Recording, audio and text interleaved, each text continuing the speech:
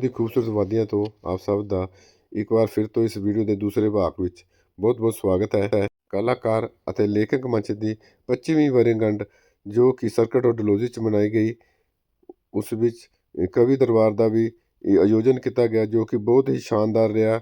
General secretary Baldev Khosla ਜੀ ਨੇ ਇਹ 25 ਸਾਲਾਂ ਦੇ ਲੰਬੇ ਸਫ਼ਰ ਬਾਰੇ ਵਿਸਤਾਰ 'ਚ ਜਾਣਕਾਰੀ ਦਿੱਤੀ ਔਰ ਇਲਾਕਾ ਵਾਸੀਆਂ ਨੇ ਵੀ ਇਸ ਵਿੱਚ ਹਿੱਸਾ ਲੈ ਕੇ ਇਸ ਪ੍ਰੋਗਰਾਮ ਦਾ ਆਨੰਦ ਮਾਣਿਆ। आप सब भी कृपा करके इस वीडियो नाल जुड़े रहो और इस प्रोग्राम का आप भी आनंद मान सकते हो।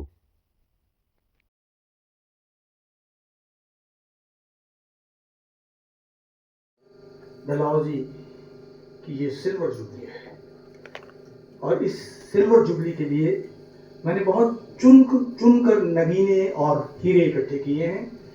जैसे मैंने ये कहा कि मुझे क्वालिटी का शौक है, क्वांटिटी का नहीं। भीड़ हम इकट्ठी करते नहीं। मैं स्वागत करता हूं इस मंच से श्रीमती प्रेम भारद्वाज का। मैं स्वागत करता हूं गुरु पवनेंद्र पवन जी का, उनके साथ भाई उनकी धर्मपत्नी का, और स्वागत करता हूं Geet Ranjan, district attorney incharge of 2 district, he is in vigilance. आपका स्वागत है। ये शाम आप लोगों के लिए बड़ी खास है, लेकिन मेरे लिए ये भावनाओं से ओत-प्रोत है, क्योंकि आज से ठीक 25 बरस पहले एक ऐसा व्यक्तित्व, एक ऐसा HS ऑफिसर, एक ऐसा ज्ञानी, एक विद्वान, जिसे अपनी जमीन से बड़ा प्यार था, नाम था डॉक्टर प्रेम भारद्वाज। बतौर SDM वो यहाँ 14 मई 2001 को आए थे, और तब एक शख्स उनसे मिलने गया था। मैं थर्ड फॉर्म में बात करूंगा। एक शख्स उनसे मिलने गया था क्योंकि वो प्रेसिडेंट था डलहौजी ब्लॉक का, और एनजीओज यूनिट डलहौजी ब्लॉक के प्रेसिडेंट होने के नाते ये उसका फर्ज था कि नए SDM साहब आए हैं तो उन्हें मिलना चाहिए। मैं गया, चिट्ठी दी, और बिना किसी रुकावट के मुझे अंदर बुला लिया गया। जब मैं उनसे मिला तो मैंने अपनी इंट्रोडक्शन दी। उन्होंने बताया कि हाँ आइए बैठिए। तो उनका पहला प्रश्न था कि आप कविता कहानी को पसंद करते हैं? मैंने कहा सर वो तो मेरे खून में है, क्योंकि मेरे पिता म्यूजिक डायरेक्टर हैं, संगीत के मास्टर हैं, शायरी उनका शौक है। इन्हीं 2 लफ्जों के बाद एक ऐसा बंधन, वैसे तो हर मुलाकात इस दुनिया में प्री डिटर्मिन्ड और पिछले जन्म से होती है, ऐसे आपको कोई नहीं मिलता। इतने करोड़ लोग हैं, आप सबसे नहीं मिल सकते। तो चलिए साहब, प्रेम भारद्वाज जी से बात हुई, और उसके बाद जयंती, इनकी गुलेरी जयंती थी जिसको वो ऑर्गेनाइज कर रहे थे, और यूथ हॉस्टल में एक छोटा सा कवि दरबार रखा गया था। और उस शख्स को जो उन्हें उस दिन दफ्तर में मिला था, उन्होंने उसे एक मंच दिया, और उस मंच पर मुझे मेरे हिसाब से या जो भी मेरा उस वक्त औकात थी, मेरा नंबर आया और मैंने एक कविता पढ़ी थी कि उड़ते पक्षी खुली दिशाएं, मन में उठी आशा, प्रेम सागर में डूब के उभरे जैसी कोई अभिलाषा। ये मेरी पहली कविता थी। और उसके बाद डॉक्टर प्रेम भारद्वाज, ना डॉक्टर प्रेम भारद्वाज रहे, ना बलदेव खोसला। बलदेव खोसला और हाँ, हम हो गए। हम 2 से मैं की जगह हम हो गए। और तब एक विचार आया। डॉक्टर साहब ने मुझे कहा कि बलदेव, हम एक काम करते हैं, एक मंच बनाते हैं। He was very fast. Doctor Prem Bhardwaj अपने आप में कंप्यूटर थे। जहाँ विद्वान थे, कविता कहानी के अंदर उनकी पेन और ग्रीन पेन से उनकी, जब तक मैं उनकी बात को पकड़ पाता, उन्होंने एक पन्ना लिया और उस पर लिखा, कलाकार एवं लेखक मंच डलहौजी। बलदेव, ये हमारा मंच बन गया। अच्छा, अब जगह बताओ, एनुअल फंक्शन कहाँ करेंगे? तो मैं एक हिमाचली पंजाबी हूँ, लेकिन अंदर से ठेठ पंजाबी आज भी हूँ। तो मुझे लगा कि यार, सरदार अजीत सिंह की समाधि को लोग इतना जानते नहीं। वहाँ कुश्ती होती है, मेला होता है, लोग जलेबियाँ खाते हैं, पकौड़े खाते हैं और हाथ साफ करके आ जाते हैं। तो क्यों ना साहित्य के माध्यम से, लिटरेचर के माध्यम से उस शहीद को याद किया जाए, उस क्रांतिकारी को याद किया जाए। तो मैंने फट से कहा, डॉक्टर साहब, हमारा एनुअल फंक्शन या जो हमारा मंच का कार्यक्रम होगा वो सरदार अजीत सिंह की समाधि पे होगा। इस तरह से कलम का वो विचार आज से 25 साल पहले शुरू हुआ।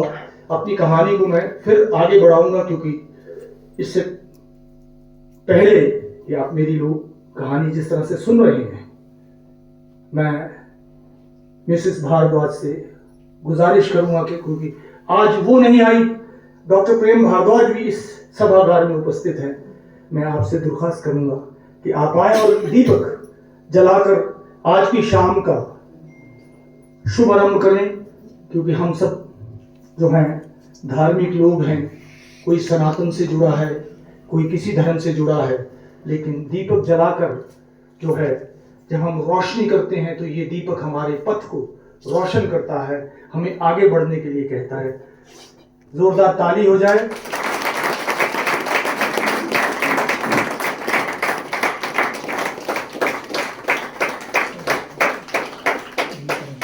अब मैं गुरुदेव पवनेंद्र पवन साहब से गुजारिश करूंगा कि वो दीपक जलाएं।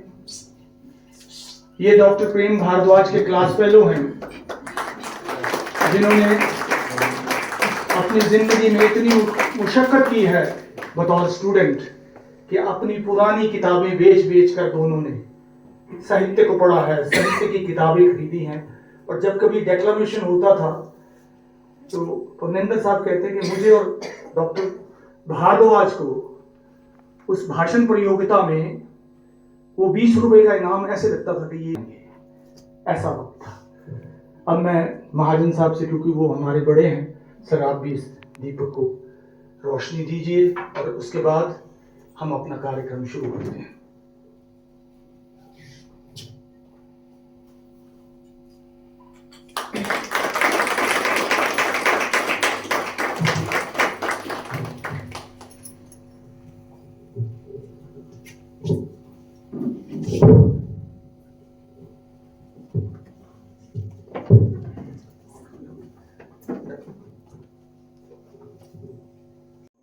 वो सिंचाई करी, उन्होंने पौधा लगाया, इसकी सिंचाई करी। डॉक्टर ढिल्लों साहब ने वो हाथ दिया पीछे, जिससे हम आज इस मुकाम पे पहुंचे। जहाँ आप सबका आशीर्वाद चाहते हैं कि हम ऐसे ही आगे बढ़ते रहें।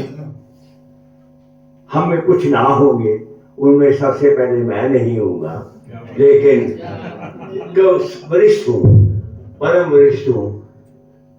लेकिन ये कलम, ये DPS, ये बलदेव के पिताजी खोसला साहब, आप अंदाजा नहीं लगाएंगे कि जब उनका देहांत हो गया तो मेरे पिताजी नागपुर में थे, तो उन्होंने कहा कि फोन करो, पता करो मोहनलाल खोसला नहीं है। मैंने पता किया, वो ऐसा हम लोगों का संबंध है। छोटा परिवार है, जमीन पे चलते हैं। हमें अभी उड़ना नहीं है, उड़ना हमने सीखना है, सिखा रही है दुनिया।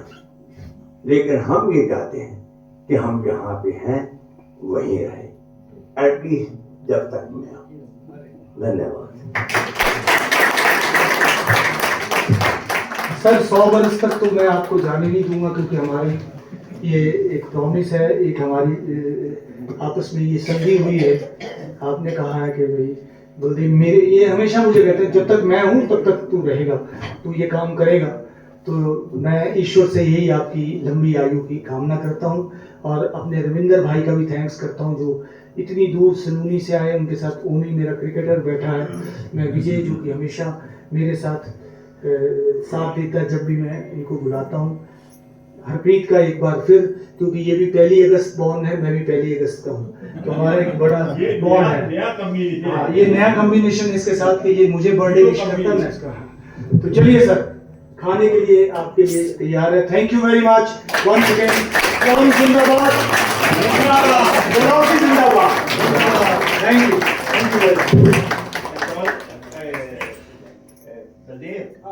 कल का प्रोग्राम सर कल हम खाना खाने के वक्त में सबको बताऊंगा, जिनके दिनों में देश के प्रति कोई भाव है वो आए, जिनको सिर्फ 15 अगस्त देखना है या डांस देखना है बेशक ना है। मैं ये नहीं कहूंगा यहाँ से उठनी चाहिए वो भीड़, यहाँ से वो लहर उठनी चाहिए कि सरदार अजीत सिंह ने जो हमारे लिए किया, उन तमाम शहीदों ने जो हमारे लिए किया, अगर वो हमारे लिए इतना कुछ कर सकते हैं तो एक साल में जाकर एक फूल तो हम चढ़ा सकते हैं।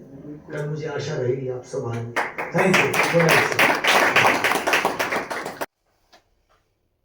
नमस्कार दोस्तों, आज 14 अगस्त है। ये मेरे बड़े भाई साहब बलदेव खोसला जी, इन्हों को मैं कल दा आया था। कल इन्होंने एक इतने कवि दरबार किया है सर्किट हाउस डलहौजी च, और जिस तरह मैं कल तुहानू पिछली वीडियो भी दस रहा सी भी मैं इन्होंने मिलन जा रहा, और इन्हों को जानकारी लेने भी जो कल इन्होंने कवि दरबार किया है वो 25 साल मनाने की खुशी च किया है। और अज भी अपना अजीत सिंह सरदार अजीत सिंह की समाध से एक शहीदी समागम करन जा रहे हैं, तो ਉਹਦੇ बारे भी खोसला जी कुछ जानकारी देना चाहेंगे तो जरूर खुशी होगी।